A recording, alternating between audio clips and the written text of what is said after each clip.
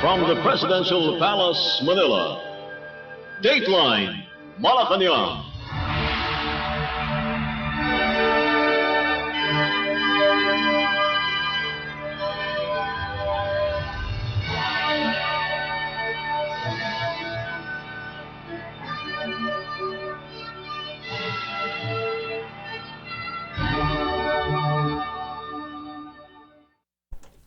Good day, this is Dateline Malacañang and here are the news.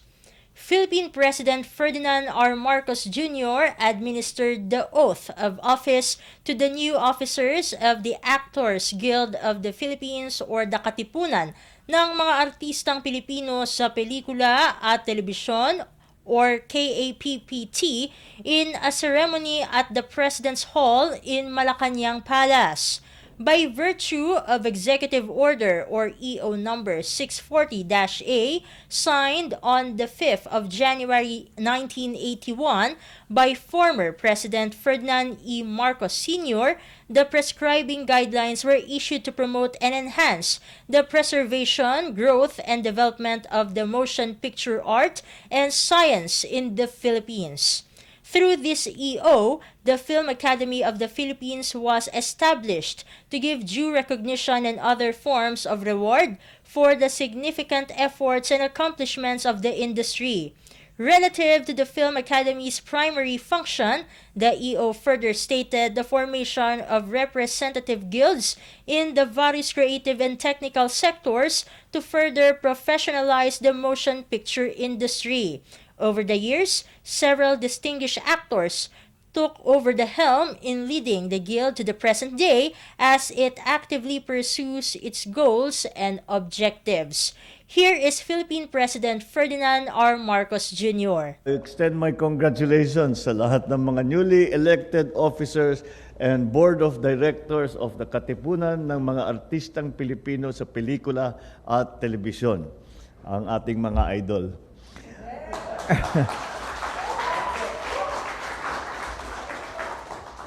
I am pleased to hear your oath responsibly lead to our very own Actors Guild and to know that the government has a genuine and reliable partner in all of you.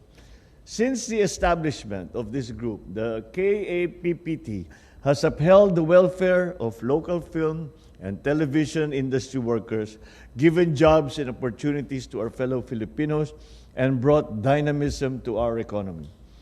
Over the years, the KAPPT has fostered amongst its members, dapat tawag kapit. Nakita ko lang sabi ko, bagay na bagay sa inyo, kapit. Has fostered unity among its members, enabling the organization to embark on many noteworthy projects and endeavors amidst the challenges of the times. As we remain steadfast in improving the environment and condition for our workers in all sectors, I urge you all to continue to take the lead through your meaningful initiatives. Maliwanag na maliwanag sa amin, dalawang bagay. Unang-una, napakabigat ng tama ng pandemya sa ating mga creatives at sa creative industry.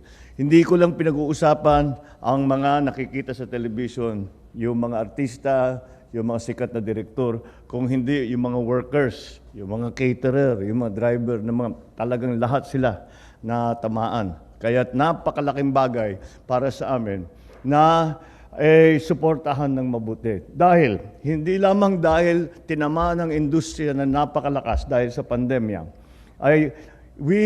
for us, it is very, very important not only internationally, but also nationally, na maging malakas ang boses ng ating mga creative industry.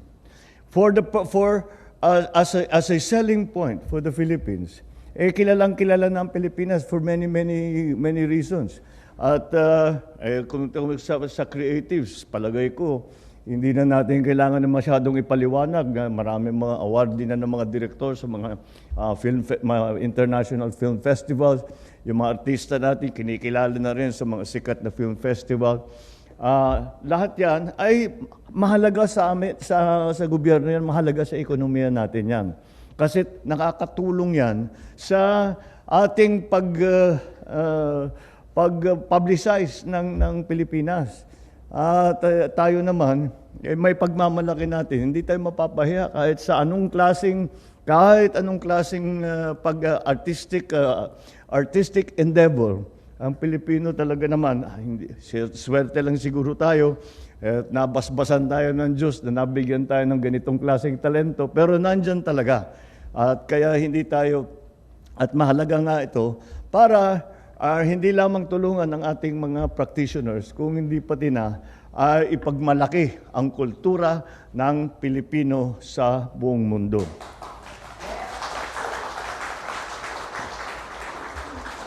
Bukod pa riyan, ay mahalaga ang ating mga creatives, ang ating creative industry.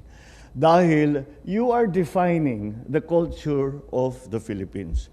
And for us to be able to say, Pilipino ako, ang tanong dyan, ano ba ang Pilipino?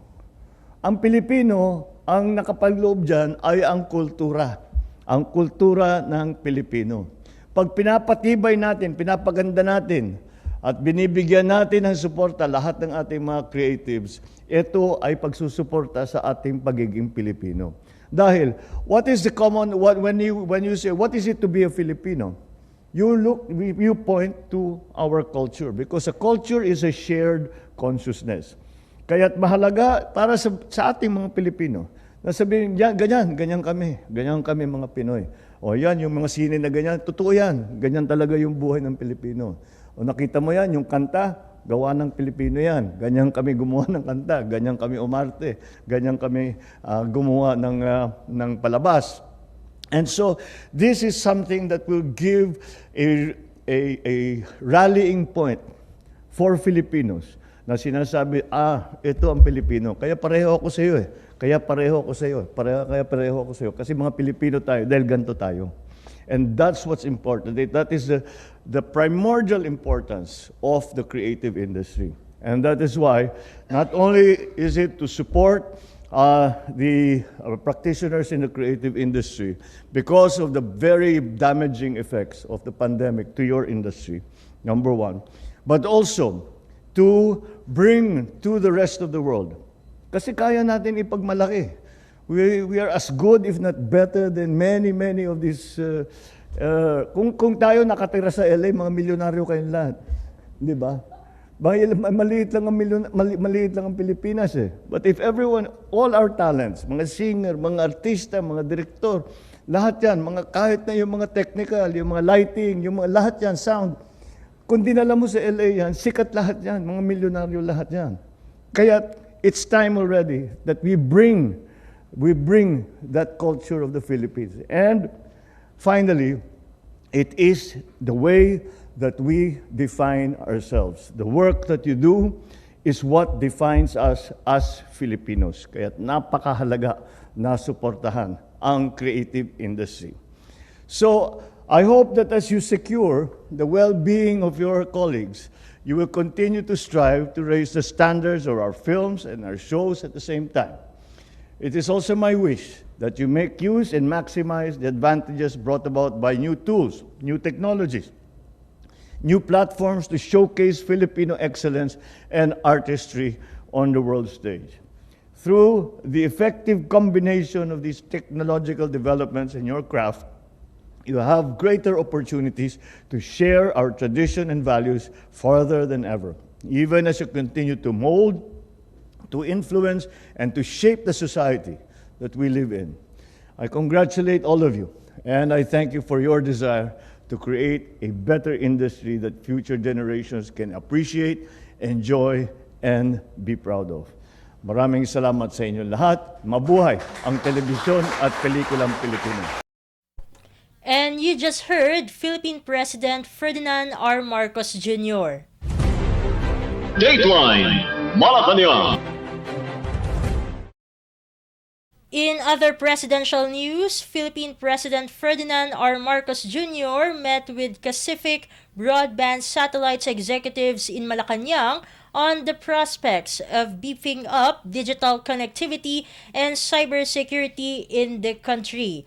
In the meeting with the Pacific executives, President Marcos emphasized the need for the Philippines to catch up with its Asian neighbors in terms of connectivity.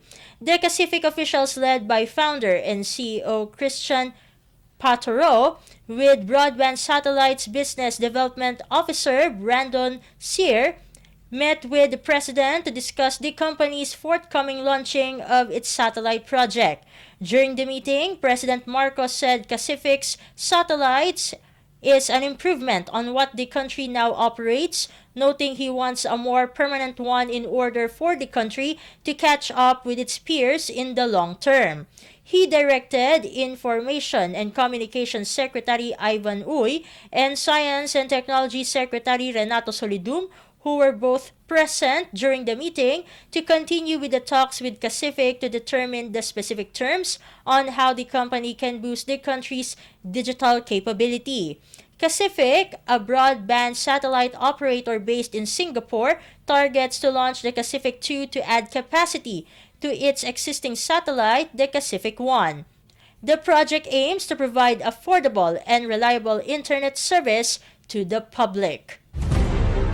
Dateline Malacañang. Meanwhile, Philippine President Ferdinand R. Marcos Jr.'s Build Better More program will get 1.418 trillion pesos of the proposed 5.768 trillion peso 2024 National Expenditure Program or NEP that the Department of Budget and Management or DBM submitted to the House of Representatives. In his budget message submitted to Congress, President Marcos said the Build Better More program seeks to expand the country's golden age of infrastructure. The 1.418 trillion peso allocation for the program in the 2024 budget is equivalent to 5.3% of the gross domestic product or GDP and includes the public sector infrastructure project of the Department of Transportation or DOTR and the Department of Public Works and Highways or DPWH amounting to 176.4 billion pesos and 801.2 billion pesos respectively. Marcos said the National Economic and Development Authority or NEDA board has approved 194 high-impact infrastructure flagship projects ranging from public transport, power, health, information technology, water resources, and agriculture, 123 of which were initiated in this administration. These include the North-South Commuter Railway System and the Metro Manila Subway Project Phase 1, under the Rail Transport Program, the Land Public Transportation Program, and the Aviation and Maritime Infrastructure Programs of the DOTR. Dateline Malacañang. In other news stories, the Philippine Department of Agriculture or DA has mapped out strategies to recover from the losses caused by Super Typhoon Egay and enhanced southwest monsoon in significant rice production areas. In a memorandum to DA regional executives in Typhoon Egay hit region, DA Undersecretary for Rice Industry Development, Leocadio Sebastian, told them to exert extra effort to catch up with the ongoing rice cropping period to sustain the rice production, citing instructions from Philippine President Ferdinand R. Marcos Jr., who is the concurrent DA Secretary. He said to secure food production in the country, the regional officials should ensure the replanting of short-duration rice varieties in feasible areas like those with good water sources and irrigation systems during October and November. If needed, this should be well coordinated with the National Irrigation Administration or NIA, according to Sebastian. In areas where replanting rice is not feasible, he said the distribution of vegetables and other crops ensures a source of livelihood for affected farmers. Another strategy, he said, is the distribution of 1-month-old chicken to areas unaffected by avian flu to create additional sources of income. He said the affected regions can also avail of the Quick Response Fund or QRF. Dateline Malacañang. The Philippine government, through the Department of Agriculture or DA, is partnering with the government of Israel to further strengthen the country's agricultural sector. This came following a meeting between Senior Undersecretary Domingo Panganiban and Israel Ambassador to Manila Ilan Flas on July 31, where they discussed collaborative projects in agriculture, the DA said in a news release on Wednesday. Among the topics discussed was the status of the proposed Philippines and Israel cooperative learning and linkages in agriculture through bilateral agreement to be implemented with the DA Agricultural Training Institute and the Technical Education and Skills Development Authority or TESDA. The PHIL collab is aligned with the two countries' goal of strengthening their cooperation and improving agricultural partnerships through training, internship, professional exchange, and monitoring and evaluation. The meeting also discussed the market access of Philippine fresh pineapples and mangoes, the importation of avocado planting materials, the technical cooperation on enhancing local laboratories, and the development of a large-scale dairy farm using Israeli technology. Likewise, the parties agreed that an integrated annual work plan for the DA and the Israeli government will be prepared for better coordination on the country's priority projects. On the other hand, Flas invited Panganiban and other DA officials to join Agritech 2023, which is the largest agricultural technology event in Israel.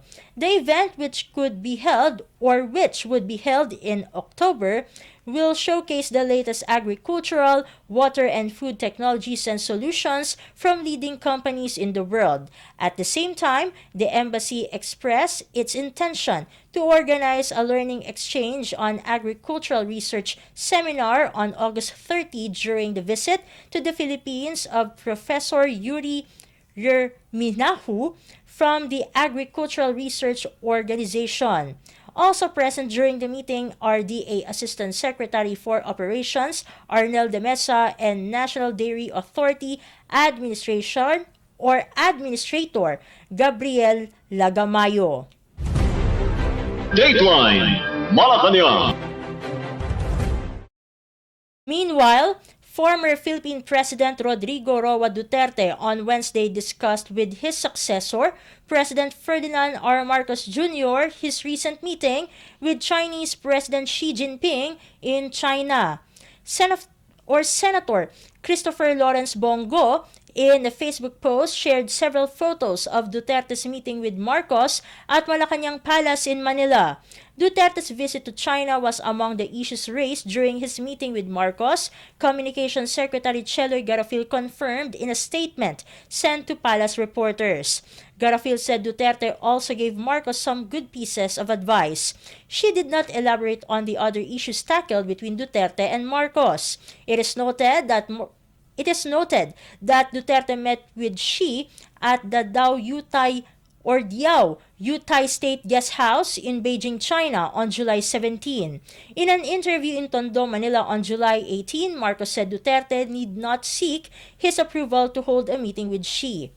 Marcos also hoped that Duterte and Xi discuss the recent developments in the West Philippine Sea following recent reports that the Chinese Coast Guard vessels shadowed and blocked two Philippine Coast Guard ships from entering Ayungin Shoal for a support mission in the WPS. Marcos said he is expecting Duterte to release a statement about what happened during his meeting with Xi and see how that affects the Philippines. The Chinese Foreign Ministry said Xi appreciates the strategic choice Duterte made to improve relations with China during his presidency. In June, Marcos said the healthy and deepening relationship between the Philippines and China outweighed the two nations' differences. Dateline Malacañang. In other news stories, Philippine President Ferdinand R. Marcos Jr. has reappointed businessmen Benito Techico and Maynard Ngu as his special envoys to China for trade, investments, and tourism, as announced by Malacañang on Wednesday. Techico and Ngu's reappointment was announced in a Facebook post by the Presidential Communications Office or PCO.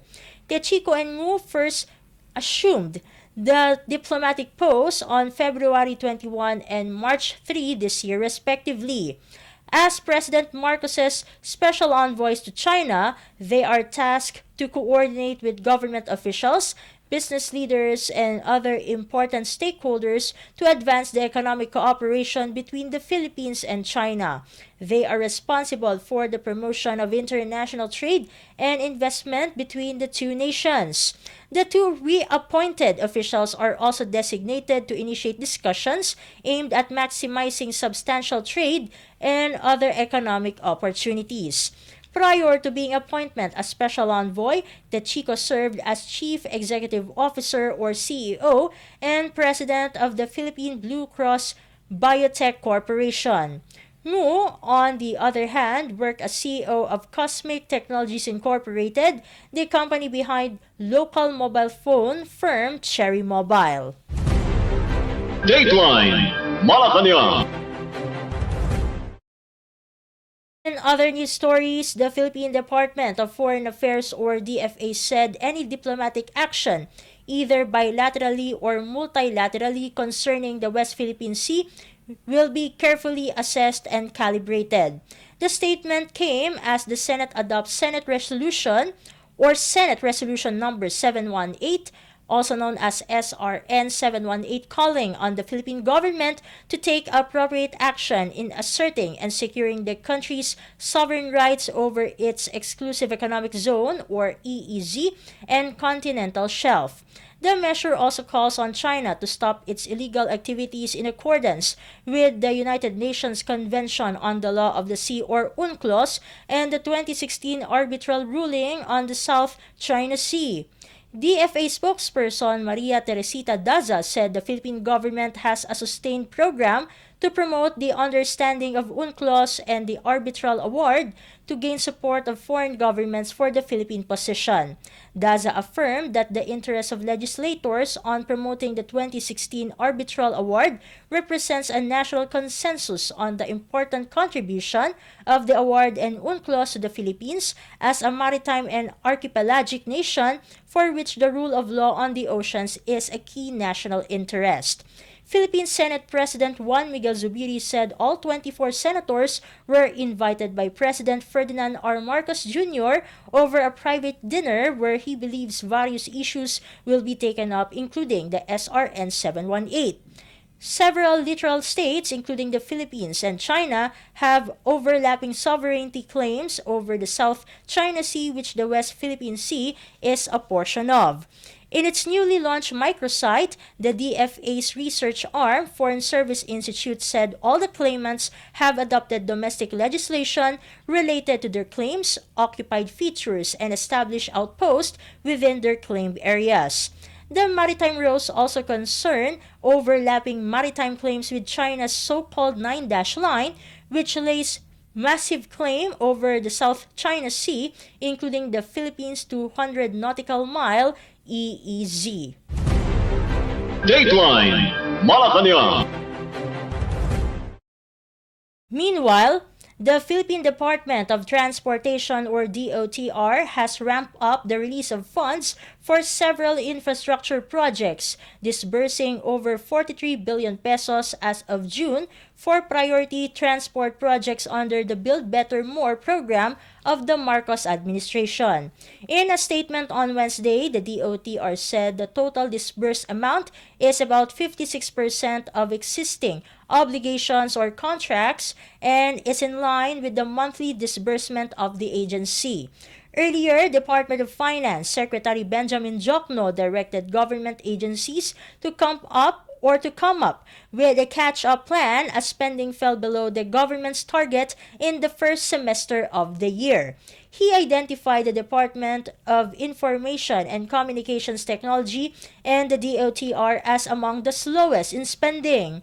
Meanwhile, according to the Department of Budget and Management's 2023 status of notices of cash allocations as of June 30, the DOTR is the top 7th agency in government disbursements.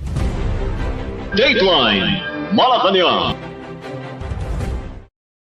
And finally, the Philippines is currently generating about 160 million plastic sachets daily, according to the Department of Environment and Natural Resources, or DENR.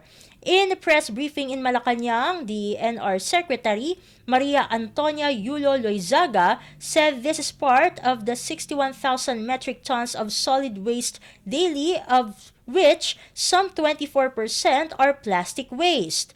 Loizaga admits that many things still need to be done in terms of prevention of solid waste so these plastics do not end up in an open environment and ultimately in oceans. She said that among those that need to be prioritized in solid waste management include the reprocessing and repurposing of plastic waste. Moreover, Loizaga states that many of the plastic waste could actually be transformed for economic value. In the Green Economy Program of the Philippines, or GEPP, Loizaga said that DENR is looking at the environment policy included in the Extended Producer Responsibility, or EPR law, and the role of the local government units, the private sector, obliged enterprises and innovators and entrepreneurs in terms of their contributions on how these plastic waste may be repurposed. On Monday, Philippine President Ferdinand R. Marcos Jr. signed an agreement with EU Commission President Ursula von der Leyen for the GEPP. Under the agreement, the EU promised a grant worth 60 million euros, which aims to support the Philippines in areas such as circular economy, renewable energy, and climate change mitigation. Dateline Malacañang. And that concludes today's edition of Dateline Malacañang. Don't forget to follow the social media accounts or pages of Radyo Pilipinas World Service for important news updates. This has been Steph Vicente. Good day and stay safe, everyone. From the Presidential Palace, Manila, Dateline Malacañang.